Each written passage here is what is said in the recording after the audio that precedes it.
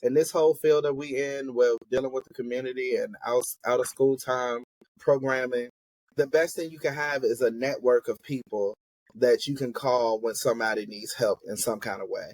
Because your tragedy and my tragedy might look two total different ways, but at least if we all are working together, or we have a team of people that we work with, it's a great thing to have. Because it's like, yo, I can't do that, but Right. my homeboy over here can. Right. And so we can kind of tag each other in and do that.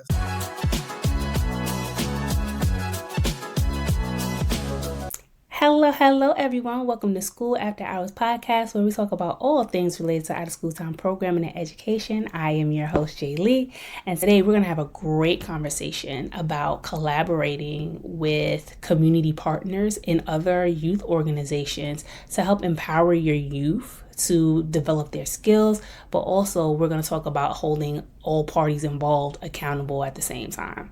So I thought it would be great to have Dre'mon Miller, the founder of Street Smartz Over Safety, on the show, so he could give us some tips and tricks about how to collaborate with community partners, but also what it looks like to hold your students, your partners, and parents accountable at the same time as you are growing and learning together in this after school programming space.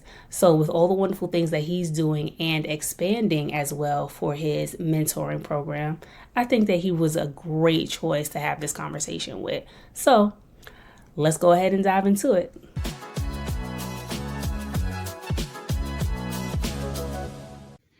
Hey, Dre'mon, welcome to the show. Hey, thank you for having me. I appreciate it so much. No problem. Well, it's great having you here. Street Smartz Over Safety has been doing some wonderful things, and I thought it would be great to have you on the show to just kind of talk about like the behind the scenes stuff, how you all got started, what was your motivation behind it, and like all the great things that you all are doing in the community, but you're also in the place of expansion at the same time. So I think that's great, and also something to be talked about as well. Also, it was featured in a book. Yep. Right. So definitely want to talk about that. We got authors out here in youth development, what you know about it. Hey. So with that being said, for the people that may not know you, Dre'mon, go ahead and introduce yourself and give them a little bit about you and what you do. Okay. So I'm Dre'mon Miller. First of all, that's me. I am one of five. So my mama got 5 kids. I'm one of the 5. I'm the oldest boy, the middle child. I have 3 sisters, 1 brother. My biggest haters, my best supporters, and the people who get on my nerves the most, but also my loves. So I am a native of Richmond. I grew up on Southside Richmond. I graduated from George Wolfe High School in 2010. Go Bulldogs, always. And then after high school, I went to VCU, where I studied criminal justice and homeland security. And yeah, so I served as a cop. I worked as a correctional officer.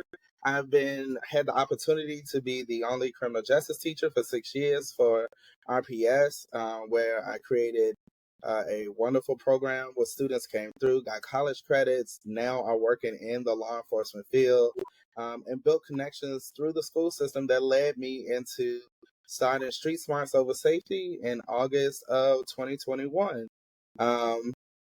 Yeah, I was working already in the after school programs under Jump Stars. That's another organization that's in out of school time. And the wonderful leader of Jump Stars asked me to come and work with her doing some criminal justice lessons virtually. And I didn't know the students at all. The students were in Portsmouth. I was virtual. I was a little afraid because I was like, virtual. This was before COVID, so I didn't have those skills yet. Right. And teaching a crime scene on virtual That's is a little different. Yes, it's definitely a little different. But I taught the class. We had a great time. So I ended up teaching 2 more classes for her, and then she came to me and she was like, "What you waiting on? Like this is a business. What are you Right. doing? And you're good at it." So I started teaching criminal justice and principles and out of school time programs, forensics. But I was like, well, I want something different though. Like I can teach you forensics and we could talk about forensics and STEM and we can add those principles in, but how can I teach something that's lasting or give you skills that will help you as you are growing to be a young adult or an adult, or when you go off to college, or or even just transitioning from elementary to middle to high school, what are some skills that you can have, some soft skills that could help you be able to be in different rooms and know how to function in those places? Right. So we started to think about, okay, so we teaching them fingerprinting. So let's talk about what makes you unique. Only one person has a fingerprint. Nobody has the same ones. So let's talk about what makes you unique. We added those pieces together. Or when we are doing eye dissections, when you look out of your eye, what do you see when you look in the mirror? Mm-hmm. So kind of bringing in some of those things to make it a full rounded piece where they're learning about themselves while they're also having fun. So that's one of our initiatives with our Street Smartz Over Safety. Once again, we started in August of 2021. We didn't really do any work until January of 2022. Mm-hmm.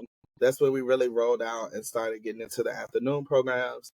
And then I became certified in CPR. So I started teaching CPR, which is a big initiative that we do in the city and the state as a whole, actually, because we travel to do CPR as well. Right. And first aid and revive training, because we have the big epidemic in the state of Virginia of opioid overdose. Yeah. So educating people and getting that Narcan to them so that way they can help respond in times of emergency or tragedy when somebody is going through. And then now we have Street Smartz Boys, which is another branch for us. And Street Smartz Boys is basically a mentoring program for young men, Mm-hmm. 12 to 19. We have it during the summer. We have a program during the year. And now we pushing out this year Street Smartz Girls. We're doing a little pilot program where we're going to have about 10 to 15 girls who will come together and learn what is it like to be a woman.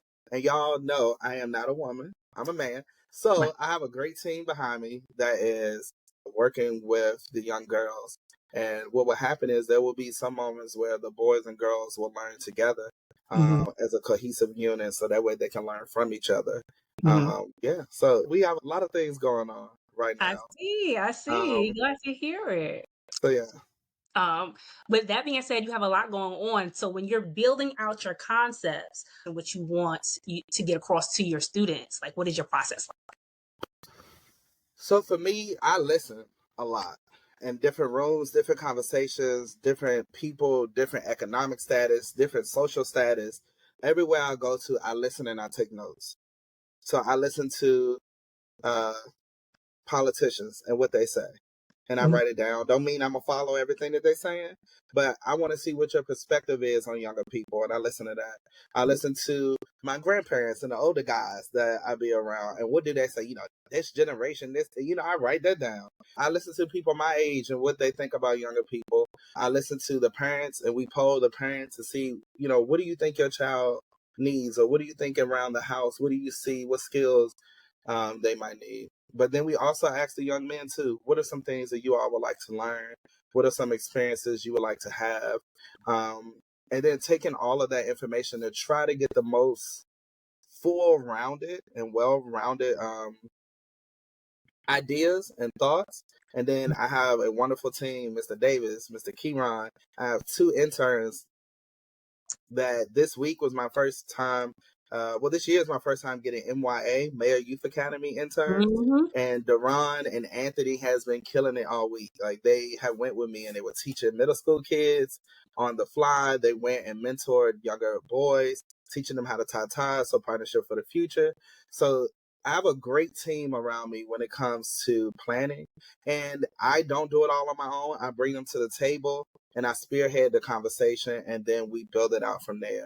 But we Mm-hmm. also leave room on certain days for the young man once they're in the program, where these are their days where they can plan the day themselves. And they can give feedback and tell us, oh, you know what, we want to do this and we want to do that. And then I try my best to make it happen. Right, right. And I think that's very important because often when we plan, I find out like in different programs, like the feedback from the students are not always taken into consideration, but yet you're building this program for them. So like their voice needs to be respected and their voice needs to be heard. But also they need to feel like they're valued at the same time when you're asking them, like, hey, what do you want us to do? Like, what are some of the things that you feel like you would benefit you the most? And in having that exchange with them, I feel like it builds a certain level of trust at the same time. Yeah. That's very Ah. true. Very true statement.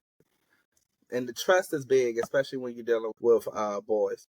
Me as a male, if I disrespect their trust, that can hurt them forever trusting anybody else in life. Especially Mm. when they look up to you. And I feel like certain kids are very fragile when it comes to trust. I know for me, there's certain people who I still can't trust as as an older adult because I never really know what the true motive is. So I don't know what is the end goal here. So even we could work together, I can do stuff with you, like there would be no problem. But in the back of my mind, it's always, I Right. want, That we're you not. would never get 100% of me. 65 is all you're gonna get, and the rest of it I'm gonna keep locked in a room in the back of my mind and in the back of my heart because I'm not opening that up to you because there's no trust. And that's the same way with the young men that we work with. Some of them are coming from places where their family already have broken that trust. So now we're trying to build it back for not only them, but for the family as a whole to make sure that the young man is on a straight path, but also we might be helping build up the parents behind them or the guardians behind them through the young men. The young men are taking their lessons and going back home and educating their families. And, we can't be upset with the families for something they don't know or something they missed or something they didn't recognize because maybe they didn't have role models in their family. And we're human, so sometimes we get frustrated with the families. But other than that, I'm very open and I'm very honest when I speak to the parents. And if I call you and I ask something, I'll let you know on the phone. My real side come out very quickly, and I'm quick to go. Now I actually do that the other day. So like, what we doing? And the parents will laugh, and yeah, all right, Mr. Dre, I'm about to do it right now. I'm gonna do it right now while you're on the phone. And honestly, my nephews are in my program, and sometimes it's me getting on my sister, like.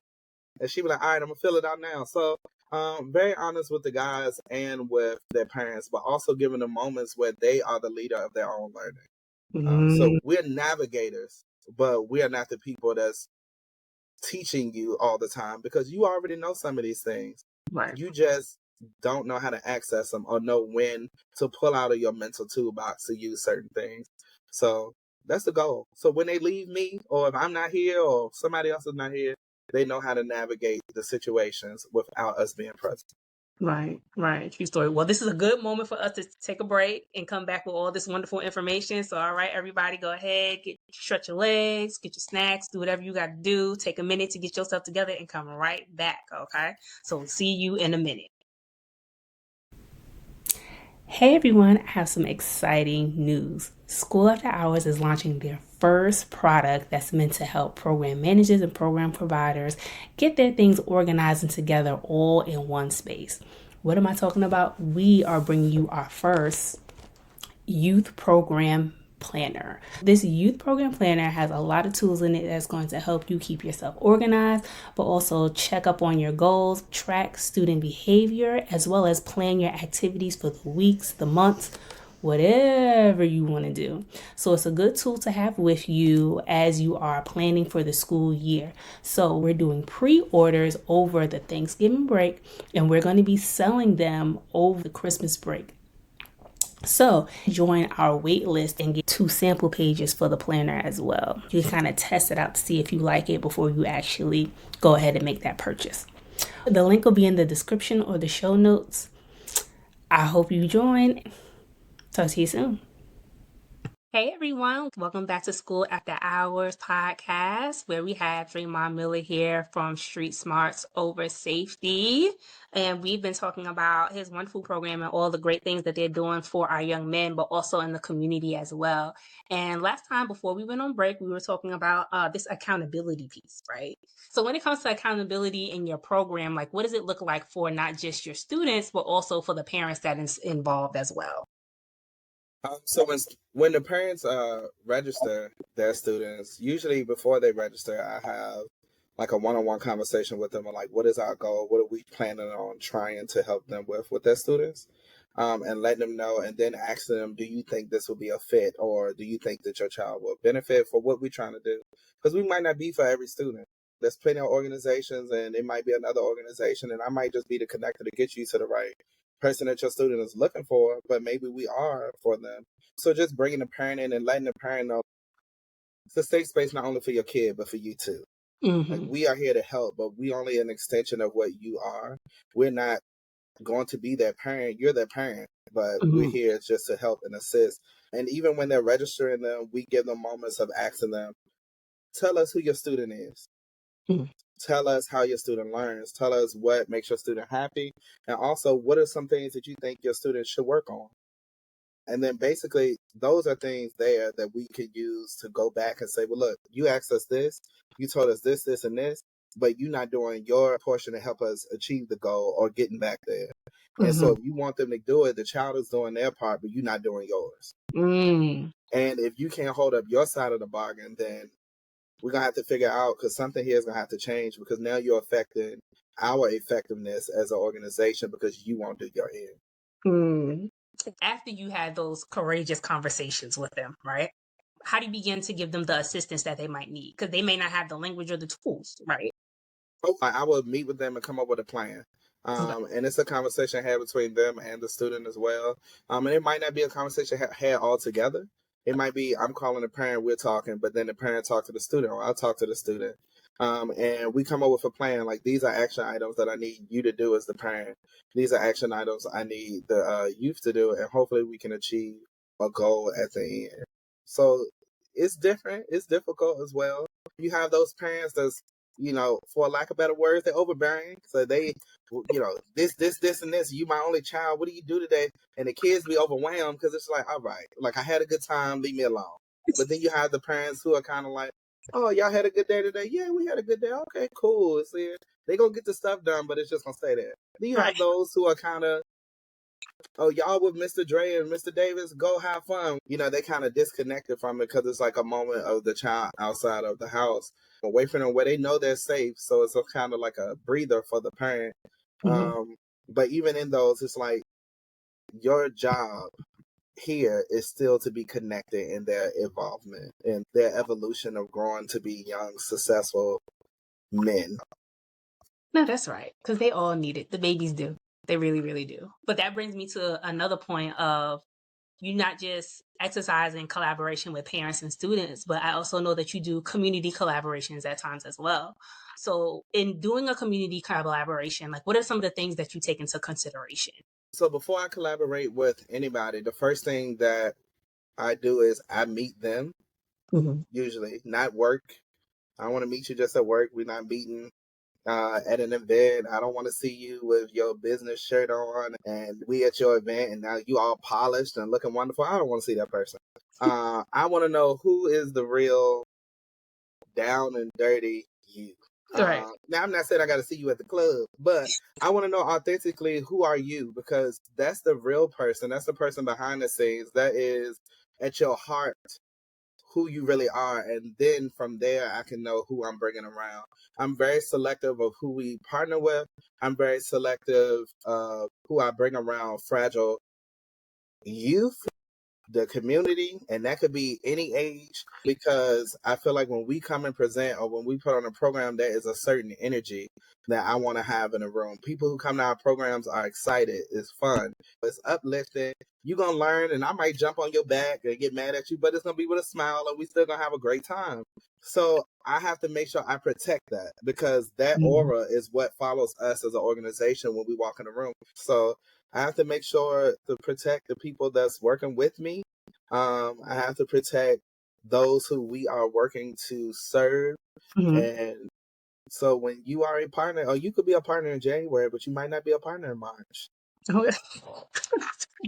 Because in January you was okay, but in March your values or alignment has changed. And I can't bring you back in under another subsection of where you are in your life, because I have 35 young men who come from different backgrounds who, if I present something in front of them, because they trust me or my staff, they're going to take that and they're going to roll with it. And they're going to take that as, oh, this is a truth because they said it and I trust them. And because I trust them, I'm trusting the people they're bringing in. And then this person get up here and I'm in the back corner like, what are they talking about? You have people who come up and they pitch a great idea. And that's all it is an idea. Right.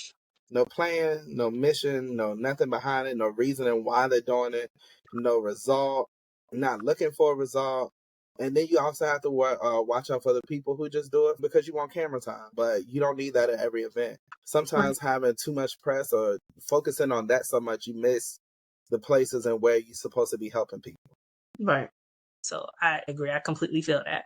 But being that you're doing so many wonderful things, what made you want to collaborate within your community and with other partners? Well, I learned a lot of lessons from when I reflect back or sitting around talking to my siblings about like how we grew up. We all are 5 different people. We all needed different things coming up. So just talking to them sometimes and listening and just to think about, we always say that, it took a village to raise our 5. Like it did. Between our grandparents, our aunts, our uncles, our cousins, our older cousins, or even the 5 of us helping raise each other. By doing that, like we knew that all of us had different skills. Each person came and gave us something else as we were growing. And because of that, that made us who we are now. So that's the same thing I felt like when I was making and coming up with the ideas for this business. I have great ideas. I have great sets of skills. I feel like I'm pretty knowledgeable, most times. But I also know I don't know everything. I haven't been in every room. I can't transcend to every room because some places are just not for me. And meeting other people, I think we had kindred spirits and just meeting them and having conversations. I was like, yo, this person has a good heart. They're doing this work and they exceed where I lack. So in order to be able to help and create a full rounded program for the young men, or even not even the young men, but the after school program, a full rounded place where we can kind of knock down certain stigmas that they have either learned or built on their own. And kind of in their minds give them a free range of being open and creative in their learning process and their growing process. I knew I had to collaborate. So I knew I had to collaborate with New Caller Solutions because Curtis does a wonderful program with young boys about being a king and coming over and just, what does that look like? What does that look like going through life? Or I knew I had to collaborate with Real Girls. I had to, because the young men need to learn how does certain things affect females. And how does that look going through life? Y'all all come from a household where you have a mother there, but sometimes you disrespecting the female, and the females need to learn from the guys as well. So bringing them together was awesome. I knew she had a skill set there for them to grow to be the best person they could be. How do you function with these different people? And making sure I put them in rooms where they are learning everything that they can right now, or at least get a little snippet of it. So that way, if something comes up later in life, they can go, you know what? We did something about that one day over there in that program. And maybe I should think about it this way because other people perceive things different than I do as a male. So I had to, partnering with Podium, RVA, that teaches literacy and writing. The young men need to know how to write. They need to know how to articulate, not only verbally, but also on paper. I don't want you to write something and when they see your writing, they already know, or they think they know who you are, or your background, or where you come from. You and Johnny both should be writing, and they don't know the difference between either one of you unless they had your name. And with your collaboration, like how have you seen those collaborations like benefit not just your students, but also the other programs that decided to participate and partner with you at the same time? Well, I think because I'm pretty strategic on how we partner and who I partner with, I think we mutually benefit because we support each other all the time. So I come to your event, you come to my event. We are able to branch out to different people. It benefits them because they know what I can bring to the table. So when they have a family that needs help or assistance, like, yo, I got somebody that you can call. It's a connection piece. And this whole field that we in, with dealing with the community and out of school time programming, the best thing you can have is a network of people that you can call when somebody needs help in some kind of way. Because your tragedy and my tragedy might look two total different ways, but at least if we all are working together, or we have a team of people that we work with, it's a great thing to have. Because it's like, yo, I can't do that, but my homeboy over here can. And so we can kind of tag each other in and do that. Very true. Very true. Now that you're expanding your programs to the young girls, right? What are some of the things that you're trying to keep in mind as you're building like your services, not just for the girls that you're bringing in, but you're also at a place where your boys are about to graduate and they're moving on? Like, how are you trying to mentally prepare for that? Stressed out. That's what it is. But no, for the young men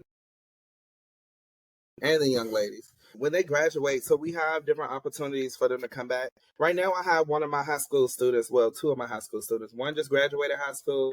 The other one is actually her first year of ODU. So we have opportunities where they are in town for the summer. So while they're here, they work for me. I have them go over to the middle schools, and they come over when I do the criminal justice and forensics lessons, and they come over and they help. They help with the lessons. I let them teach them lessons, make up their own lessons, and give them that experience of being, a planner, also a person who's coming to. If you can work with kids, you usually can work with any room, because Pretty kids much. are too honest.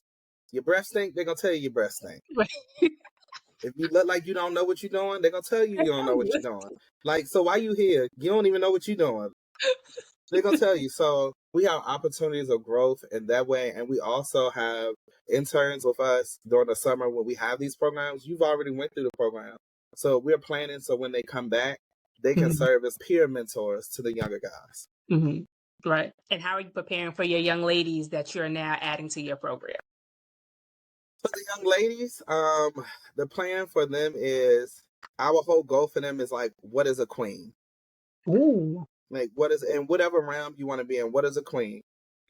Live your life as if you are a queen. And that means in every realm you go in being creative, and how you look, how you dress. It doesn't matter what your aspirations are or what you choose to wear, but do it in a way that is of elite status.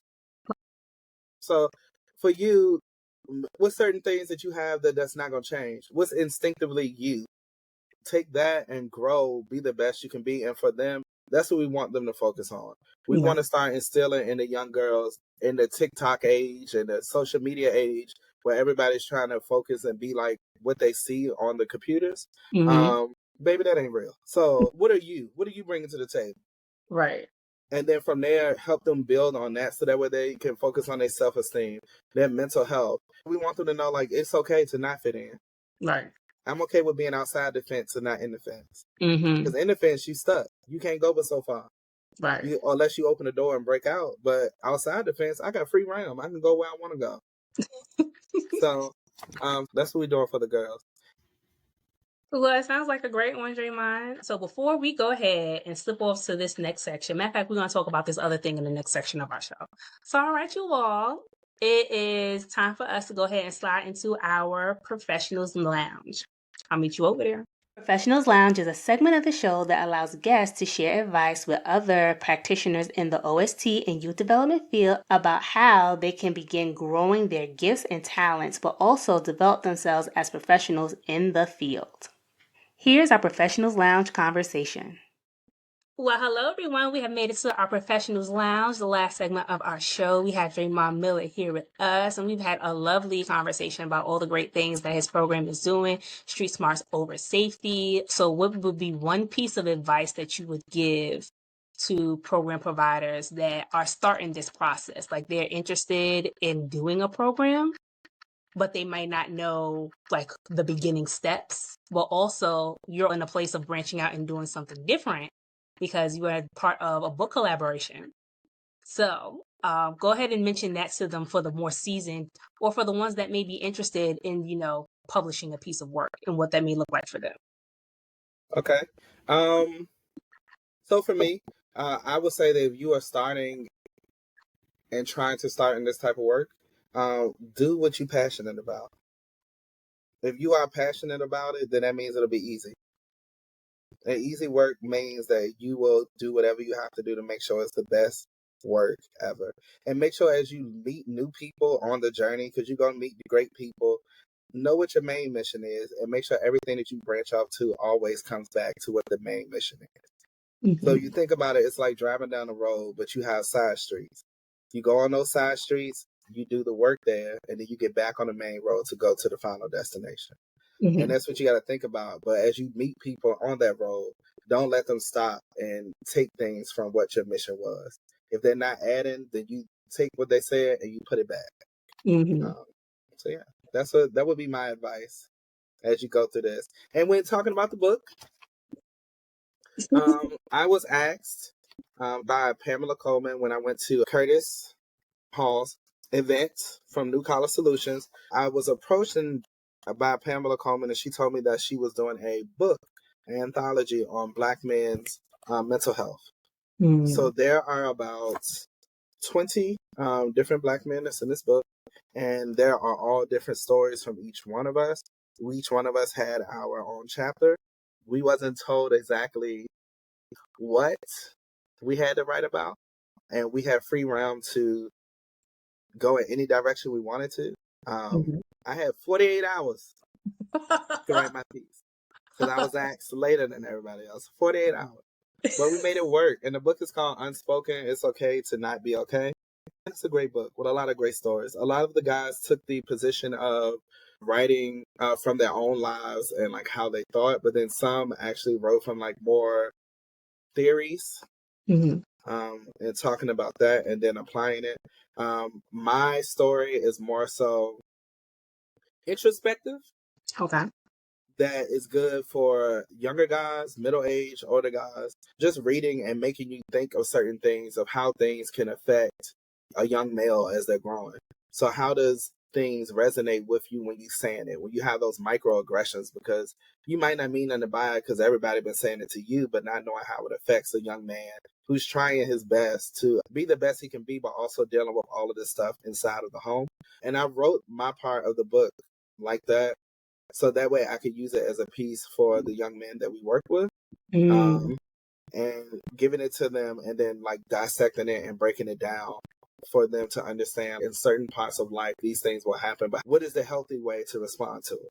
Right. And if I'm being healed by it, the whole hopes is that other people in the community, as they read it, also can be healed as well. Just by maybe something that I went through or something that somebody else went through as well. And being able to see it and knowing that there's a future in the end of it is great. But it's the same thing that we do with our work in the out of school times. Sometimes when you start it, it might look bleak. It might look real bad. You might, I don't understand what's going on. This is hectic. The planning stage is horrible. You know, the money don't look right. I don't know if we're going to get the money. I don't know what's going to happen, but there's a need. People are asking me to do it. All of those things are happening. I've had moments where I have just laid on the couch all day because the anxiety of it all is stressful. But that's when you have to make sure that you have a great team around you. People who actually support the mission and the goal. People who don't just give you lip service, but actually are ready to put their feet on the ground. And being connected to different outside programs and organizations and groups and alliances. So that way when you go out to do that work, you know you got people that's backing you, people that's supporting you, and people that's uplifting you too. Get some people who uplift you even if they're not in the room. Right. Exactly. Or gonna uplift you when you're not in the room. Exactly. And if you do that, I think, everything will be successful. That's it. That's the goal. Win on top of win on top of win. Well, thank you, Dre'mon, for being with us. If anyone wants to get in touch with you and find out more about Street Smartz Over Safety and all the wonderful things that you do outside of Street Smartz, how would they get in touch with you? You can Google us, Street Smartz. Our Facebook will show up, or you can go to Facebook. It's Street Smartz Over Safety. You just type in a name and we pop right on up. We also Instagram, Street Smartz Over Safety. Our website, if you put it in Google, it's gonna pop up first. Email streetsmartsoversafety@gmail.com. All of those things. If you message us, we respond back very quickly. All of our different platforms. And our goal is just to do what we can in the city to try to make somebody be successful, somebody to grow, and, for people to have long life. No, that's right. Well, thank you so much, sir, for being on the show. I greatly appreciate you and all the work that you are doing. Well, everyone, that brings us to the end of our show. If you liked what you heard and you enjoyed our conversation, make sure that you're following us on YouTube, but also hit that like button so we know what you are enjoying. You can also find us on other podcast platforms like Apple Podcasts, Spotify, and Google Podcasts if you want to listen to our audio version as well. To get more behind the scenes stuff, make sure that you're following us on our social media accounts, Instagram and Facebook at School After Hours. Well, that's all I have for today. In the words of Mr. Arthur Ashe, start where you are, use what you have, do what you can. Until next time, y'all. Bye-bye.